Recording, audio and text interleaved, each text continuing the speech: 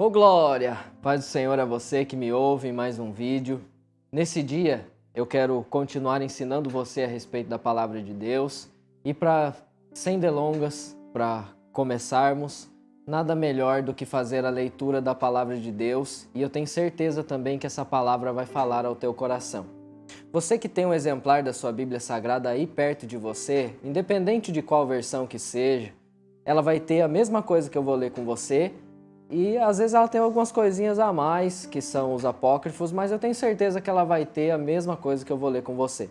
Então, se você tem um exemplar, pegue a Bíblia Sagrada e abra ela comigo no livro de 2 Samuel, no capítulo de número 23, verso de número 8 a seguir. 2 Samuel, capítulo de número 23, verso de número 8 a seguir. Eu vou ler com você esse verso e eu gostaria que você prestasse atenção e acompanhasse junto comigo. Diz assim a palavra do Senhor: Estes são os nomes dos homens valentes que Davi tinha.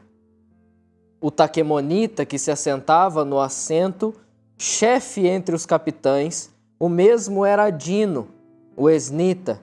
Ele levantou a sua lança contra 800, os quais matou de uma única vez. E depois dele vinha Eleazar, filho de Dodô, o Aoíta, um dos 3 valentes com Davi. Quando eles desafiaram os filisteus que estavam lá reunidos para a batalha, e os homens de Israel fugiram, ele se levantou e feriu os filisteus até que a sua mão ficou exausta, e a sua mão ficou presa à espada. E o Senhor operou uma grande vitória naquele dia, e o povo retornou depois dele somente para despojar. E depois dele vinha Samá, o filho de Agé, o Aratita.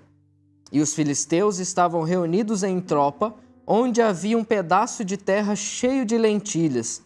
E o povo fugiu dos filisteus. Ele, porém, se pôs em pé no meio do terreno e o defendeu, e matou os filisteus, e o Senhor operou uma grande vitória. Esse texto ele vai falar conosco de uma maneira grandiosa a respeito de você fazer aquilo que você nunca fez para o Senhor. Você vai ver na história da Bíblia Sagrada que Davi ele foi um grande guerreiro. Um menino escolhido desde pequeno, ungido por Samuel para guerrear pelo povo de Israel e depois ungido como rei sobre Israel. A vida de Davi, você vai ver que não foi uma vida muito fácil, ao ponto de que, mesmo sendo nomeado como rei sobre Israel, ele não assumiu o trono imediatamente. Ele voltou a fazer aquelas coisas que tanto fazia antes, que era cuidar do rebanho do seu pai. Você vai ver que Davi, então, tem vários marcos de guerra na sua vida, como o mais famoso, que foi lutar contra Golias, derrubar o gigante. Você vai ver que Davi foi perseguido por Saul, ao ponto de que Saul queria matá-lo em diversas oportunidades, e mesmo assim Davi sempre foi cuidado da parte de Deus. Davi sempre foi um homem considerado segundo o coração de Deus. Você vai ver que Davi teve uma história grandiosa de guerra. Só que nesse meio tempo, entre unção e reinado, você vai ver que em uma das oportunidades, ele tem que fugir do holoforte, ele tem que fugir de onde ele estava para ir firmar residência em um lugar isolado. Nesse lugar isolado, Davi, eu venho dizer para você que foi o homem que mais formou guerreiros da história. Você vai ver que Davi tinha uma habilidade fundamental, e essa habilidade era qual? Transformar aquelas pessoas que antes não tinham nenhum tipo de habilidade, ou que a sociedade olhava para elas e não via nenhuma virtude, e transformar em grandes homens de confiança e grandes homens de batalhas, reunindo grandes exércitos. Uma dessas oportunidades você vai ver que é a história dos valentes de Davi. Davi, não sei se você sabe, mas não existe um número preciso dentro da Bíblia Sagrada, mas nós podemos apurar alguns nomes e, consequentemente, alguns desses homens.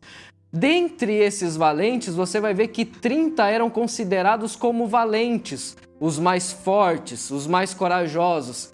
Esses homens, eles eram responsáveis pela guarda de Davi, pela guarda do trono de Davi, e eles eram responsáveis pela caminhada desde a unção de Davi até a sua assunção ao trono.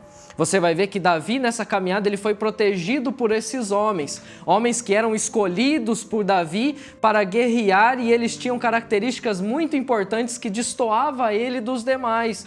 Eles eram tão importantes para Davi ao ponto de que, em uma determinada oportunidade, Davi, escondido na caverna de Adulão, ele então olha para o centro de Israel e olha que saudade que eu tenho de beber aquela água que está no centro de Israel. Esses valentes, então, olhando para a necessidade do seu líder, olham para ele e falam assim: quer saber? Nós estamos com ele, ele nos escolheu, nós somos valentes, campeões de batalha, então o que nos impede de ir buscar essa água para o nosso chefe, para o nosso rei?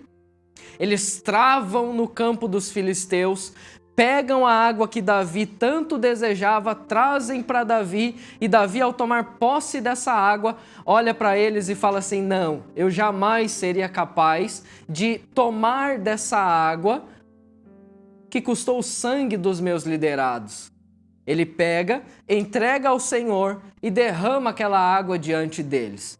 Você vê nessa primeira passagem, exemplo que eu te dei, que existem pessoas que não estão dispostas a dar o sangue pela sua liderança e sequer respeitam a sua liderança nos dias em que nós estamos vivendo. Existem pessoas que estão preocupadas tanto consigo mesmo que não sabem como está o seu líder espiritual, o que ele está precisando e o que ele está carecendo. Para criticar, existem diversas pessoas nos dias atuais criticando lideranças espirituais sobre o povo, mas existem poucas pessoas preocupadas com a real função e a importância de um líder eclesiástico sobre a vida daqueles que estão sendo cuidados como ovelhas da parte do reino do Senhor.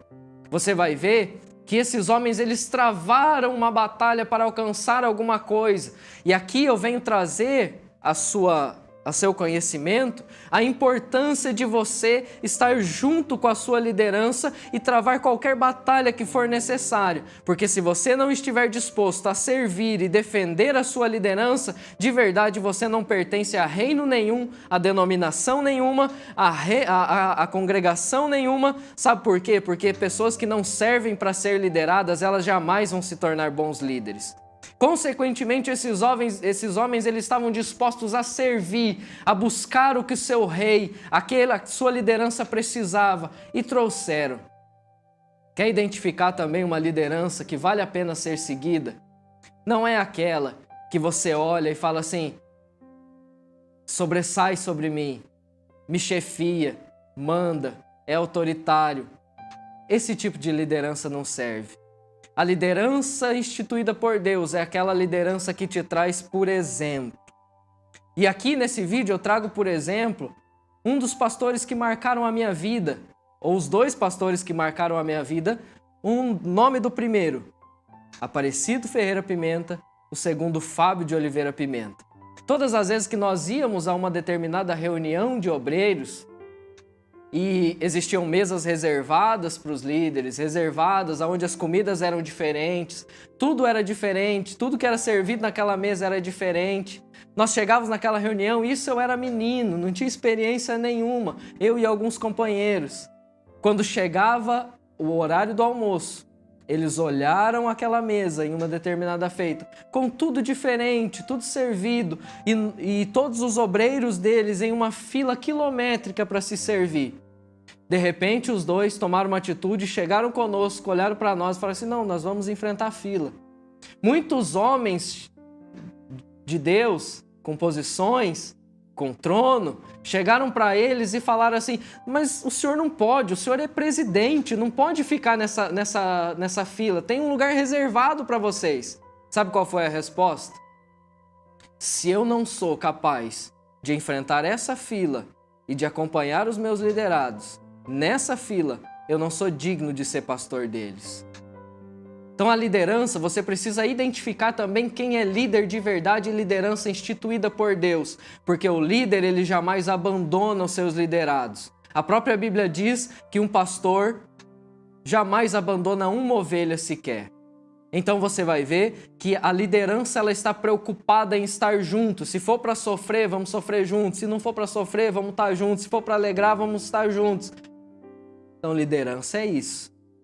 Outra coisa que você precisa compreender nesse texto é que dentre os 30 valentes de Davi, homens de guerra, homens que estavam dispostos a guerrear, você encontra também 3 deles que se sobressaíam. O nome deles eu acabei de falar para vocês: Josebe-Basebete, Eleazar e Samar. Você vai ver que esses 3 homens, eles se sobressaíam aos demais. Eles eram valentes e de uma medida superior aos demais, exatamente porque eles tinham características importantes, que são características que você tem que ter. O primeiro deles, Josebe-Basebete, você vai ver que ele se levantou em uma determinada feita, em uma batalha, e com uma lança ele matou 800 homens.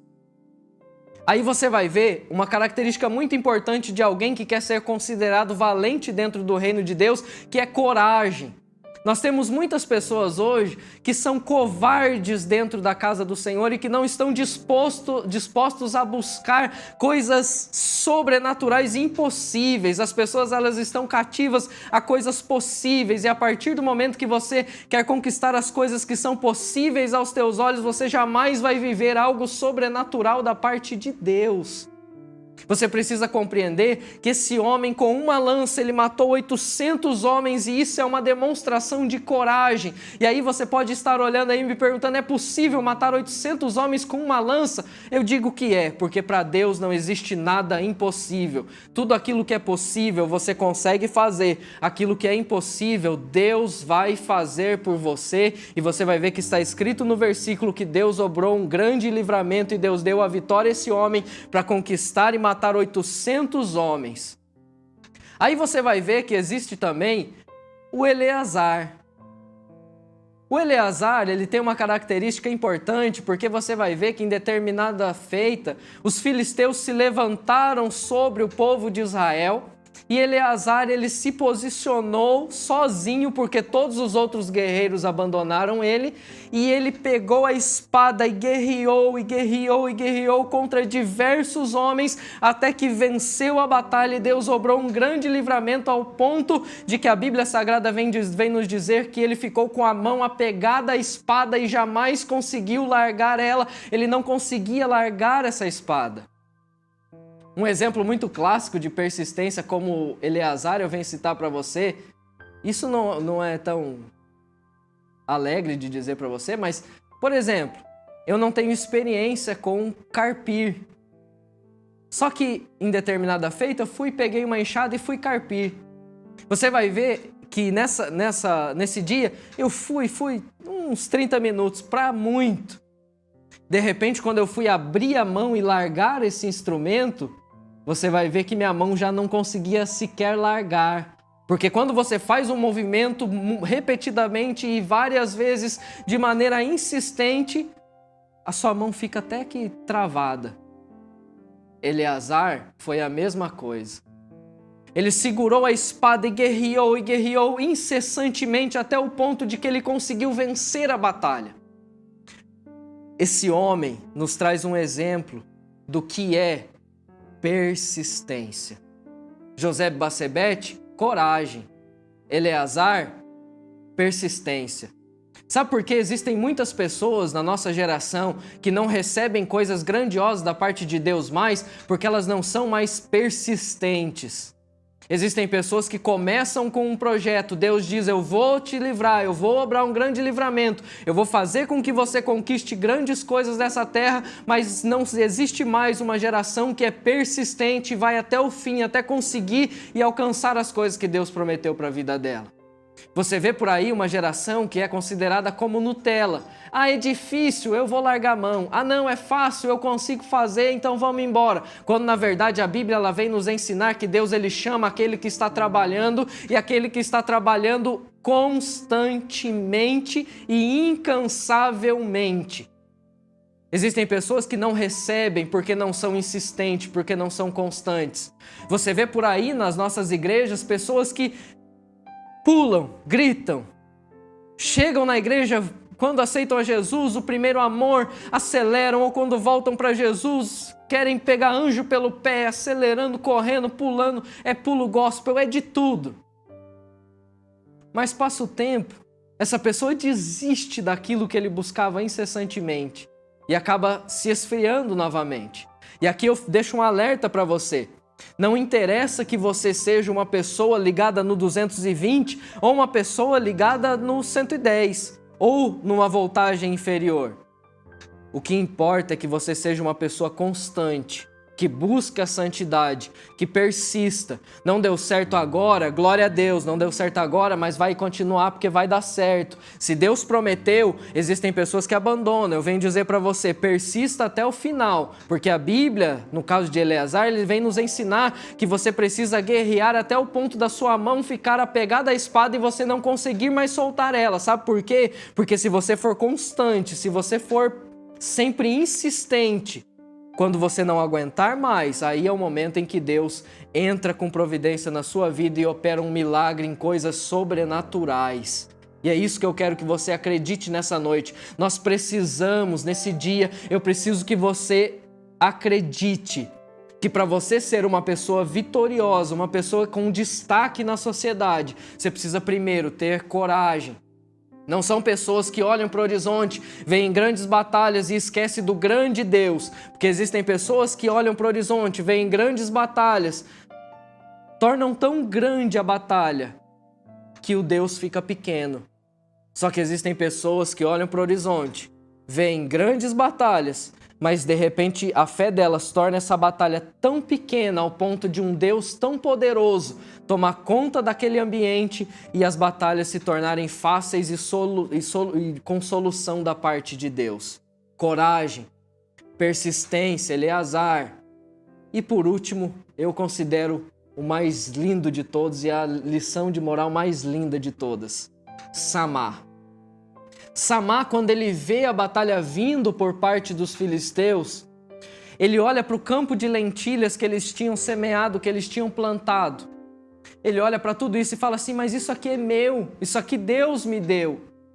Ele pega a sua espada, se posiciona no centro do campo de batalha, se coloca no centro e fala, pode vir, porque a partir do momento que vir, eu vou defender aquilo que Deus me deu. Eu vou defender aquilo que Deus me deu porque é meu. Samar, ele é um exemplo de defender aquilo que Deus te deu.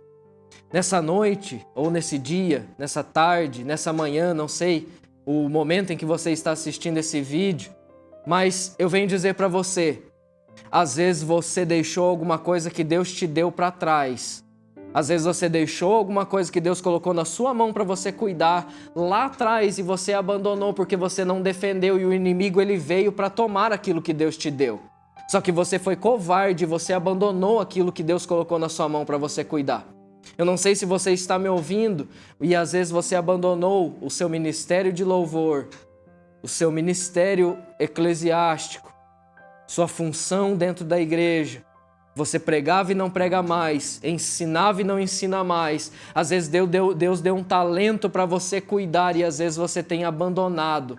E Samar vem nos dar o exemplo do quê? Não importa o que o inimigo venha fazer sobre a tua vida. Sabe qual é o importante? É você se posicionar no centro da vontade de Deus e eu sinto muito a presença de Deus falando isso para você. Se posicionar no centro da vontade de Deus. Tomar a sua espada, olhar para o horizonte e gritar, o que Deus me deu, ninguém jamais vai tomar, porque Deus deu, Deus vai ajudar a manter muitos ao seu lado. E preste atenção, quando você se posicionar dizendo, eu quero defender o que Deus me deu, você pode ter certeza que muitos ao seu lado, eles vão te abandonar. Às vezes você vai chegar a ficar sozinho. mas se posicione no centro da vontade de Deus, porque eu tenho certeza que se você defender aquilo que Deus te deu, Ele vai obrar um grande livramento. E não é para a sua glória, é para a glória de Deus, porque os 3 exemplos que eu te dei, dos homens mais valentes que existiram na história, os valentes de Davi, todos eles, nos seus versículos, eles vêm dizer que Deus obrou um grande livramento. E aí eu termino as minhas palavras dizendo para você: quer viver coisas da parte de Deus que você nunca viveu e que você nunca experimentou? Às vezes você quer viver coisas da parte de Deus sobrenaturais, você quer que Deus abra uma porta de emprego, às vezes você quer que Deus faça maravilhas, que Deus cure, que Deus faça coisas sobrenaturais. Mas aí eu venho te dizer, você quer experimentar coisas sobrenaturais da parte de Deus? Faça aquilo que ninguém nunca fez. Entregue para Deus aquilo que ninguém nunca entregou.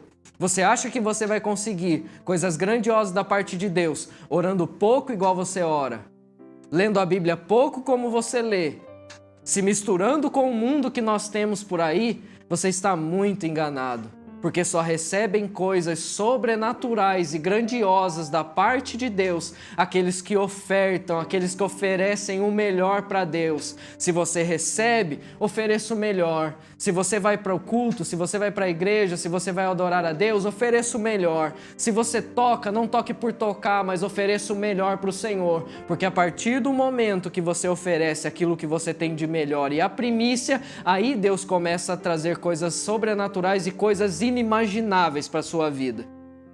Agora, se você me ouve e quer permanecer da mesma forma como você está, saia desse vídeo, porque esse vídeo ele serve exatamente para pessoas que querem mudar de vida.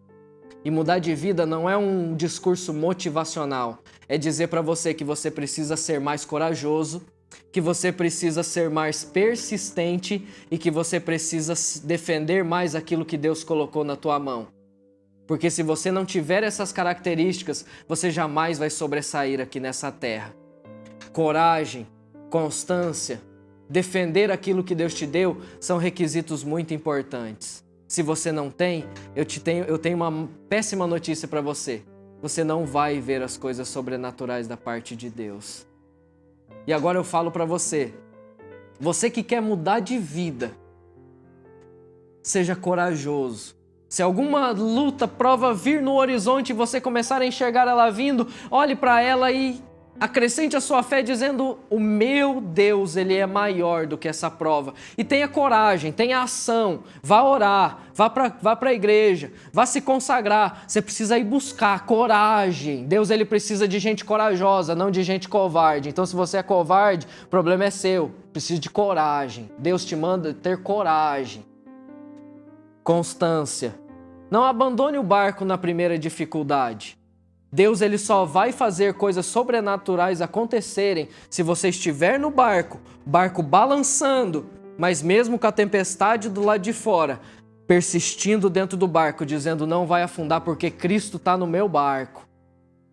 E defender aquilo que Deus te deu, porque às vezes você deixou lá atrás e Deus hoje ele te convida a olhar para trás e ver aquilo que você deixou, voltar aonde você deixou,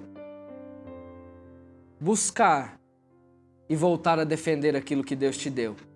E é por isso que com essas considerações, você só vai ser um valente, você só vai alcançar as coisas de Deus se você tiver essas 3 características. Sem elas, Deus jamais vai te usar como valente, porque elas são fundamentais.